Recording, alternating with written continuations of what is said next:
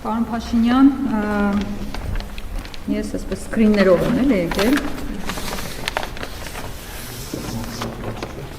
Մակուլատուրա չի չէ կարծում եմ։ Ինչ-որ մեկը կօգնի, աղջիկին սապահից։ Սա ձեր ընտանեկան լուսանկարն է, պարոն Փաշինյան, դուք եք Աշոտն է, Մարիամը, ձեր նախկին կինը, մի խոսքով բոլորով եք Արցախում։ Դուք այս նկարը հրապարակել եք Արցախի անկախության օրը ու գրել եք, որ դա մեր համար պատմական օր է, ազատ Արցախ, մեծատառերով։ Ու ճիշտ եք արել, որովհետև երբ որ դուք եկաք իշխանության, մենք ունենք այսա։ Արցախն էլ հետը։ Հետո այս մասը այսենց կտրեցի, ասեցիք դե այս մասը մերը չի, այս մասը Ադրբեջանինն է։ Երեք էլ Պուտինին ասում եք, որ ինքն է Ադրբեջանի տվել։ Այս մասը թողեցիք։ Հիմա դուք շրջում եք տարբեր դռնեդուր մարզերով այս սրանով, մեզ էլ ասում եք Արցախի անունը հանկարծ չտակ, ով Արցախի անունը տվեց ինքը Սադրիչ է, ինքը պատերազմի հրահրող է։ Ու Ալեն Սիմոնյանն էլ ասում է, ինչ է ուզում եք հարձակվեն մեր վրա, Երևանից մի հատ պուճուրիկ բան թողեն, մեզ բոլորիս արգելում եք Արցախի անունը տալ, ձեր խոսույթը հարմարեցրել եք այնպես, որ Ալիևը ձեզանից գոհ լինի։ Ու հատուկ Ալիևի համար դուք ունեք հետևյալ վիդեոն։ Ես հիմա միացնեմ այդ վիդեոն կարճել։ Մեր սահմանը էսա, տեղ գյուղից են կողմ Ադրբեջանի Հանրապետությունն է։ Սա դուք եք ասել։ Բայց մարդես կարող է Ալիևի մատը կպնի, միանիկ մի հատ ուրիշ վիդեո միացնի ու շատ անհարմար բան ստացվի, խայտարակ լինենք, օրինակ այս վիդեոն։ Տեղից հետո կարճ ասած Արցախի Հանրապետությունն է։ Կարծիքով տեղ գյուղը խորհրդանշում է Հայաստանի եւ Արցախի միասնությունը, Հայաստանի եւ Արցախի ժողովուրդների միասնությունը։ Տեղից հետո այս երկու վիդեոների մեջ տարբերությունը մի քանի ամսվա է, պարոն Փաշինյան։ Հիմա հարց, եթե դուք այսօր մի բան եք ասում, վաղը լրիվ հակառակ բանն եք ասում, ոնց ձեզ հավատանք, որ վաղը չէ մյուս օրը, արդեն ոչ թե սրանով դուք կշրջեք, այլ այստեղից, ասենք, այս Սյունիքի հատվածը այսպես կտրած կլինի, այստեղ Գեղարքունիքի մարզը կտրած կլինի, Սևանա լիճը արդեն տված կլինի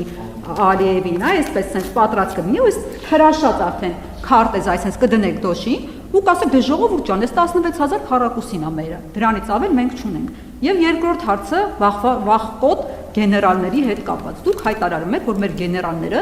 վախկոտ են։ Ինչ եք դուք ուզում, որ մեր երեխաները, մեր թոռները հպարտանալու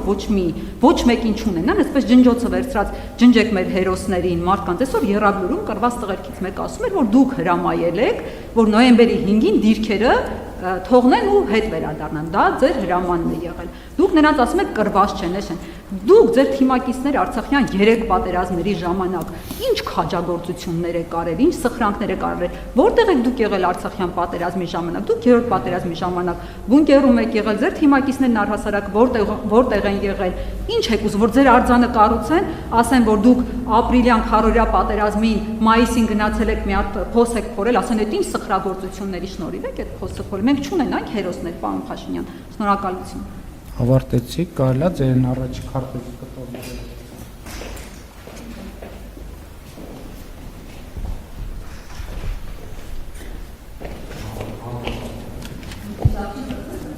Տեսեք, ես ձեր ցույց տված քարտեզի վրա,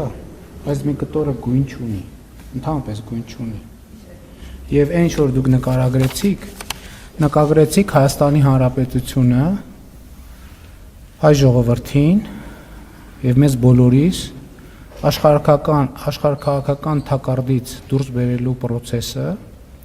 գիտակցության եւ գիտելիքի արդյունքում եւ ես հպարտ եմ, որ առաջնորդել եմ այդ գործընթացը։ Ինչ որ դուք նկարագրեցիք, դա մի process է, որ ես միջին վիճակագրական հայաստանյան մտածողությունը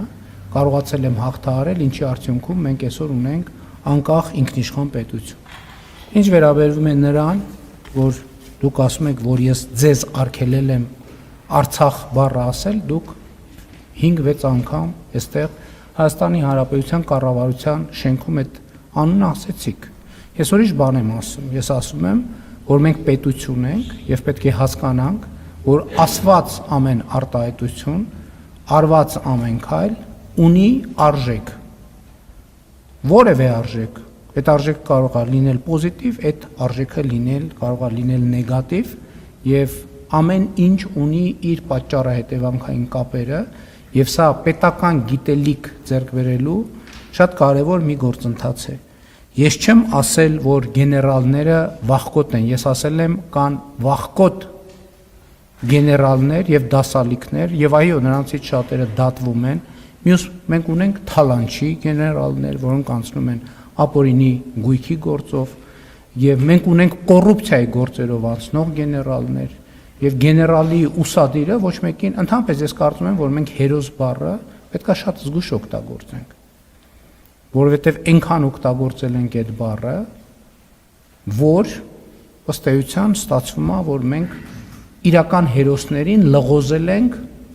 վերբալ հերոսների մեջ։ Այո, մենք եթե այդպես չլիներ, կամ այդ ինչ նորություն է, որ մի հատ էլ նորից բան են դարձրել, վիճարկման առարկա են դարձրել։ Այն որ մենք տասնյակ հազարով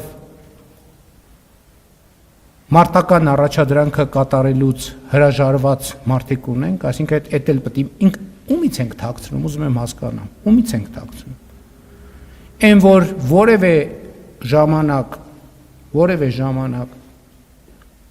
որևէ ստորաբաժանում ի տարբերություն 44-օրյա պատերազմի, ներողություն 4-օրյա պատերազմի զենքի ոչ մի պակաս չի ունեցել։ Այդ փաստը պետք է առերեսվենք, թե չէ։ Ոչ մեկը որևէ զենքի պակաս չի ունեցել։ Ես նախորդ անգամ էլ ասի 2023 թվականի իրադարձությունների ժամանակ անվտանգության խորհրդի նիստում քննարկում ա եղել եւ բնականաբար մենք տեղեկություններ ունեցել ենք, թե սեպտեմբերի դրությամբ Ղարաբաղի դիրապետության տակ ինչ զենք զինամթերք ա եղել եւ ինչ հատված կա մտել process-ի մեջ։ Չնչին աննկատ մասը եւ այս խոսույթին հակադրել զոհերի գործոնը կներեք այդքան է պրոֆեսիոնալ չի, ես բոլոր զոհերի առաջ ծնկի եմ գալիս եւ խոնարհվում եմ, բայց դա մեկը մյուսի հետ կապ չունի։ Նոյեմբերի 5-ին գիտեք ինչ այդ խոսույթները, գիտեք մարդիկ թող իրանց փախնելը, թող իրանց ճողոպրելը չկապեն իմ հրամանների հետ։ Ես նման հրամաններ չեմ տվել։ Մարդիկ ուզեցել են այդպիսի հրամաններ ստանան, ես այդպիսի հրամաններ երբեք չեմ տվել։ Այդ ով որ տենց բան ասում է, ինքը ճողոպրողների բանակիցը։ Ես ներողություն եմ խնդրում բոլոր այն մարդկանցից, ովքեր իրենց քաղաքացիական եւ զինվորական պարտքը մինչեւ վերջ կատարել են, երբեմն կարող է տպավորություն ստեղծվել, ոչ թե խոսակցության մեջ ստացվում է, որ թացը չորին խառնվում է։ Ես երբեք թացը չորին չեմ խառնում եւ մարդկանց եւ իրերը կոչում եմ իրենց անուններով։ Այո, մենք ունեցել ենք վախկոտ գեներալներ, կոռուպցիայի արդյունքում գեներալ դարձած մարդ ինչ պետք է լինի։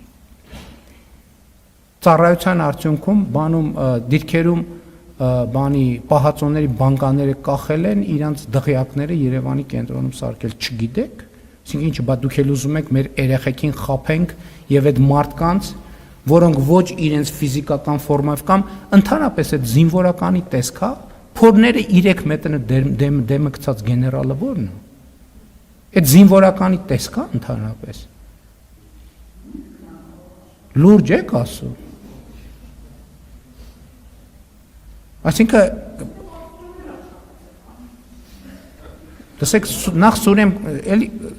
զինվորական ծառայություն ուրիշ բան է, զինվորական ծառայությունը պետքա ստանդարտ ունենա, զինվորականը պետքա ֆիզիկական պատրաստության որոշակի ստանդարտի համապատասխանի, բա որ հետո մարդկանց հետ բաներ են տեղի ունենում, ասում ենք ինչի են տեղի ունեցել, որտեղ մարդիկ կամ ֆիզիկապես կամ հոգեբանորեն պատրաստ չեն դրան, պատրաստ չեն լինում, ես պնդում եմ, որ մենք ունեցել ենք Եվ այսա